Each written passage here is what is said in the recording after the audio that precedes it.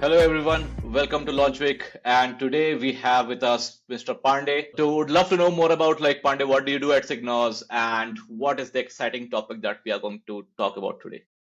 Well, I'm in platform engineering at SigNoz, and today we are going to be talking about CI/CD observability. So, most observability these days is centered around when code actually goes into production. And today we'll try to see the journey of the code before it reaches production. Generally, CI/CD touches every part of the code, and we think it's important to start observing that portion of the journey as well. So we're going to talk about CI/CD observability. Awesome. That seems like a very interesting topic, and I think we had a couple of users doing CI/CD observability already using some OpenTelemetry thing, stuff, and receivers. And in fact, we had a community user giving a talk about CI/CD observability in KubeCon this year. Absolutely, Ankit. Yes, and the SIG head of CI/CD Hotel also came to our community call, I think a couple of weeks ago, to showcase CI/CD observability. So definitely a lot of interest in the community in general around visualizations and what more can be done in CI/CD observability, which was one of the reasons we decided to actually build this out. Good. Awesome. So, why don't you just walk through a couple of the use cases that observability of CI/CD will enable, and what a typical user should expect out of it, uh, and why should they do it overall? Perfect. Starting with why you should do it, as we said, right, your CI pipelines generally touch your code before they actually go into production. And we feel in order to identify bottlenecks in your entire software development life cycle, not just when the code reaches production, you need to start observing and gaining stuff from your CI CD. Now, there are three broad things which we feel that engineering teams should start to monitor. One is your overall repository health, where we see how many PRs are open in your repository, what is the average time it takes to merge a commit in your repository, what is an average time it takes for the commit to go into production. So, all of this sort of comes into a bracket called repository health. And then we've all heard of the DORA metrics, wherein CI/CD observability can start to give you DORA metrics out of the box, which you can then plug back into your processes in order to improve it, identify bottlenecks, etc. And the third thing we want to focus on is overall pipeline health. So a lot of time is spent by platform engineers like me in designing and deploying pipelines, and then we want to sort of understand how those pipelines are running in production. Are they running timely? Are they flaky? Etc. and etc. So we're going to talk about these three broad use cases. Right. So for me, it becomes interesting when I had a couple of use cases where something broke and we had to release a hot fix, and CI/CD observability in general looks like it runs. It's something that happens in the background, but not so critical. But I realized on as a first-hand experience, like when something breaks and we have to deploy something, what a flaky test can do. Like you do not have confidence over the tests, like the release, the PR that you sent out, and if it is like let's say got erroneous because of a flaky test, then it impacts in a great way. And again, like how much time it is taking for a hot fix to go through your pipelines and make it to the environment, and that really affects the users, right? So these things become very critical when like you are like your infrastructure is or your users are impacted in some day, right? Definitely. Couldn't agree more. Awesome. Chalo, what do you say about going right into the demo? And we will talk more about, definitely I'll talk more about the DORA metrics because I have seen and have heard those words a lot among the conversations between platform engineers in the last couple of years. So if you could shed some light there, it will be awesome. Perfect. Yeah. I'm just going to quickly share my screen. Perfect. So before we dive into the dashboard that we've created, I quickly want to take a minute out and explain how it's possible to start observing your CI/CD pipelines. So I'm at the OpenTelemetry collector contrib repo, and they've built a receiver called the GitHub receiver. And once you enable this GitHub receiver, you start to get all the metrics and traces out of the box, which can then help you build visualizations. So here is how the receiver config looks like. And as you can see, it's pretty small, it's pretty straightforward. So getting started with CI/CD observability should be easy. Now coming to what you get after you've enabled this receiver. So I'm at SigNoz right now, and we've enabled the receiver to start sending metrics and traces here. And if you see this dashboard, I'm currently looking at our charts repository. So SigNoz has an open source repository called Charts, which is responsible for maintaining all of our Helm charts.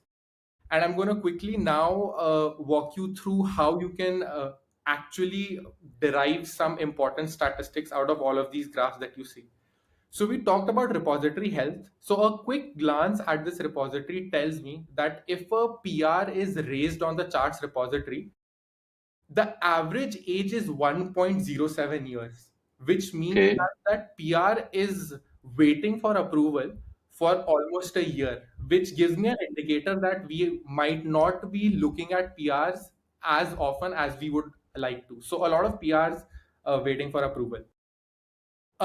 If I look at this average change merge time statistic, I see that it's 1.8 days, which means that if our team engages with the PR, then the merge time reduces drastically. It's just within 2 days we are able to merge that PR. Now, one thing that came as a shocker to me as well is this change approval time, which is 5 days. Now, how can the change approval time be greater than the change merge time, right? Now, when I dug deep into this table that we've created here, I noticed that there was a PR which had been approved but has still not been merged yet. So it took 5 days for the PR to get approved, but nobody ended up merging it. So this just shows a lot of waste that someone went and spent time in reviewing it, approved it, but it's still not reflecting on me. So these are some statistics that come out of the box. If you're an open source uh, organization like us, right, this might be useful to you as well, where you can track the number of contributors that you get over time. We are at a constant 48 right now, but this might come in handy as well. Now coming to the most important question of all time, how do I calculate DORA metrics? So we are gonna try to calculate 4 DORA metrics for this repository. First is the change lead time, right? So how long does it take for a change to go into production? That is comprised of two things, right? How much time does it take for your PR to get merged? In our case, it's 1.8 days. And how long does it take for your pipeline to run and actually take it to production? That's 12.9 minutes for us. So our change lead time for the charts repository would be approximately 2 days, just rounding it off, right? The second DORA metric is deployment frequency. So how often are you deploying to production? Now the pipeline that deploys to production for us is release charts pipeline. And if I can see in the past 3 days, and 3 days is the time that I've put in over here, I've deployed to production once. So my deployment frequency metric would be once in 3 days, right? So if some team is deploying continuously, like multiple times in a day, they should be able to see things here. Perfectly. Their graph would look zigzaggy like this, wherein they can More see, continuous, right? right, 110% more continuous. The third DORA metric is change failure rate. So basically, how if I merged, say, a commit, am I merging a hotfix after that? So if I see this detailed changes table, right, I see no hotfixes being merged in the last 3 days. So my change failure rate for this repository is 0, although I assume for teams who are deploying more frequently, they will start to see more change failure rates. Right? And the fourth DORA metric is failed deployment recover time. Now, if I see statistics here, right, even though I haven't had any hotfix merged in the past 3 days, let's say that I had to hypothetically merge a hotfix, right? Now, what would my failed deployment recovery time look like?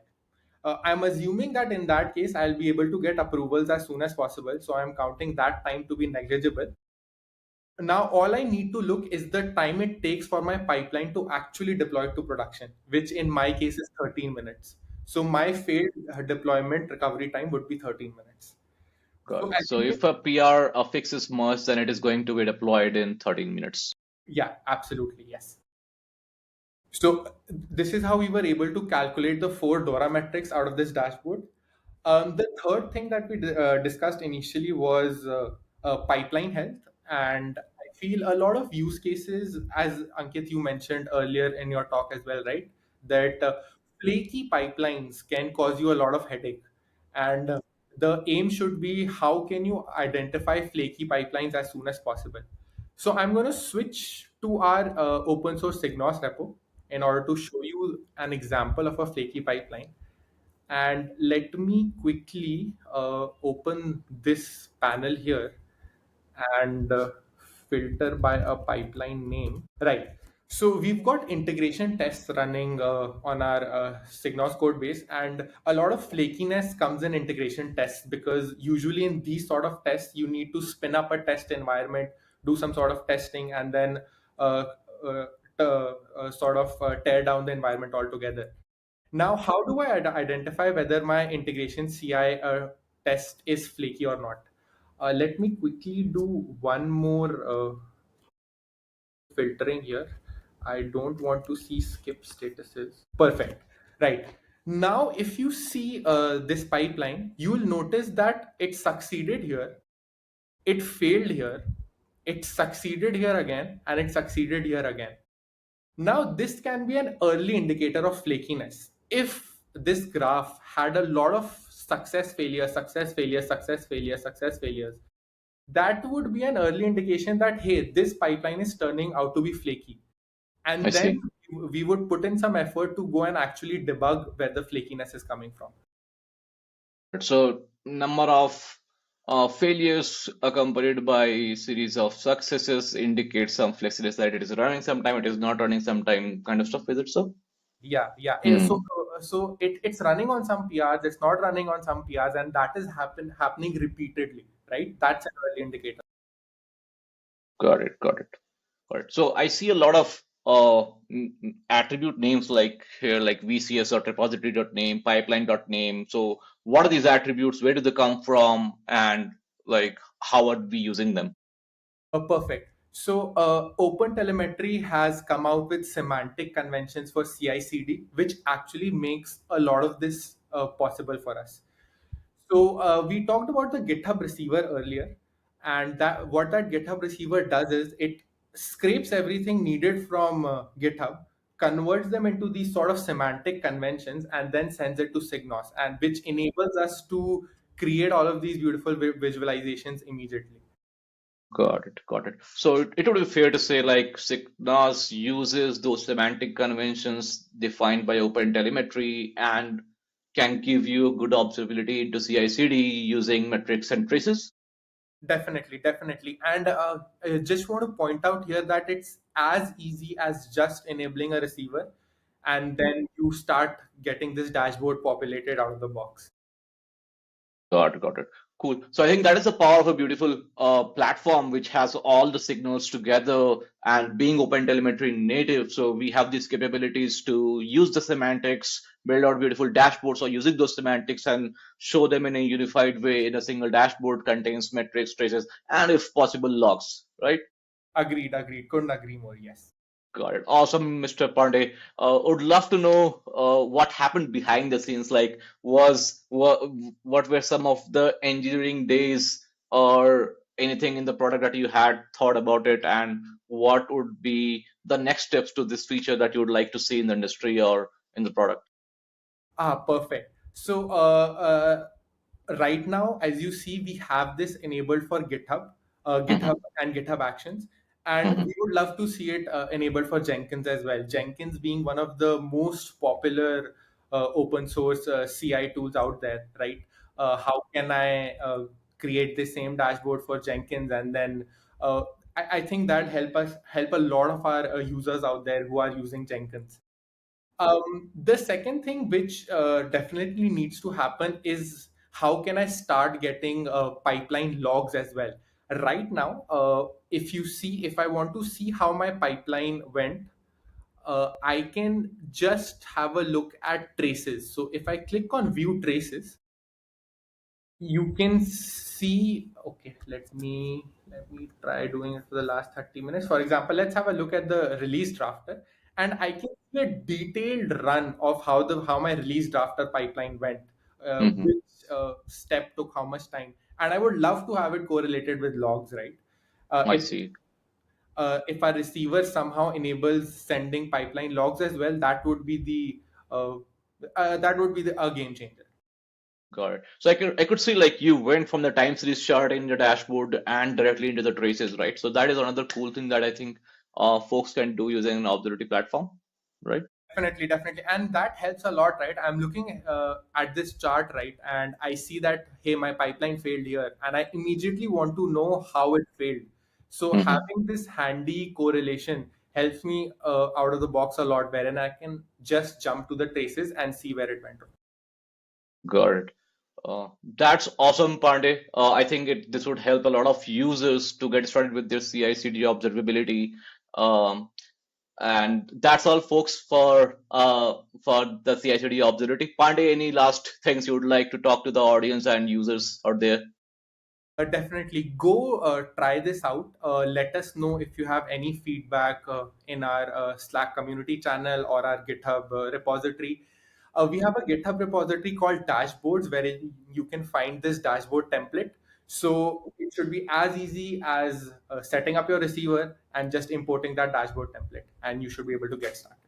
But I think they can go to the dashboards repository, import the right JSON into their dashboard, and that's all, right? Awesome.